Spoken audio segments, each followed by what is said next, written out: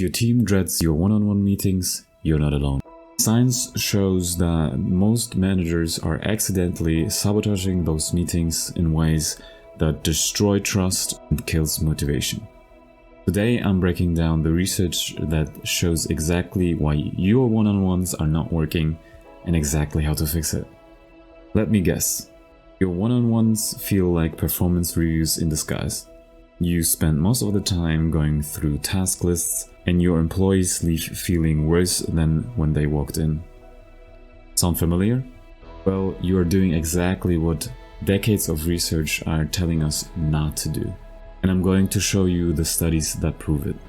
First, let's talk about what researchers call the setup to fail syndrome. In 1998, Manzoni and Barsoux studied hundreds of executives and discovered something alarming.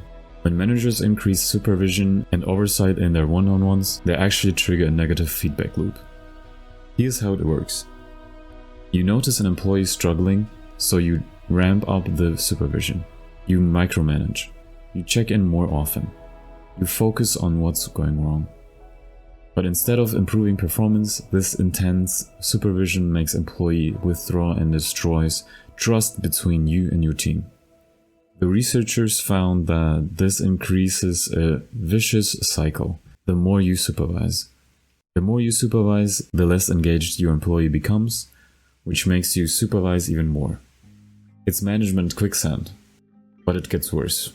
Nelson's research from 2000 revealed something that should make every manager pause.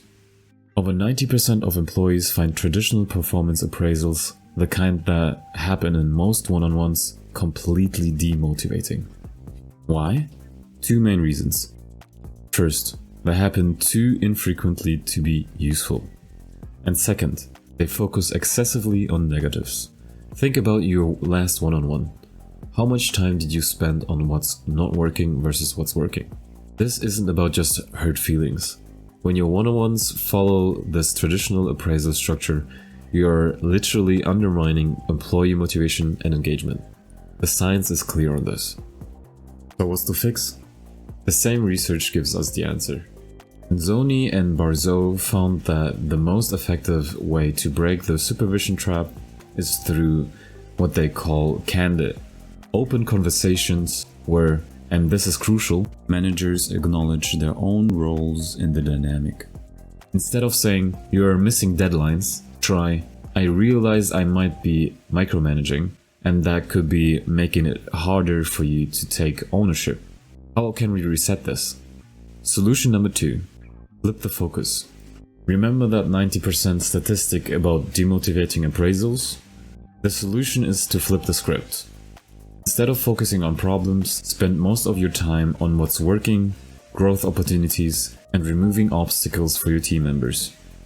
Start every one-on-one with, "What's going well?" and "What can I do to support you better?"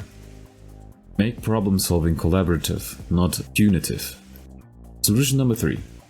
Make it about them. Traditional one-on-ones are about what you need. Status updates, task reviews, your concerns. Effective one-on-ones are about what they need. Career development, skill building, removing roadblocks, and feeling heard. Here's a simple framework on this research. The GROW model for one-on-ones. The G stands for goals. What are they working toward?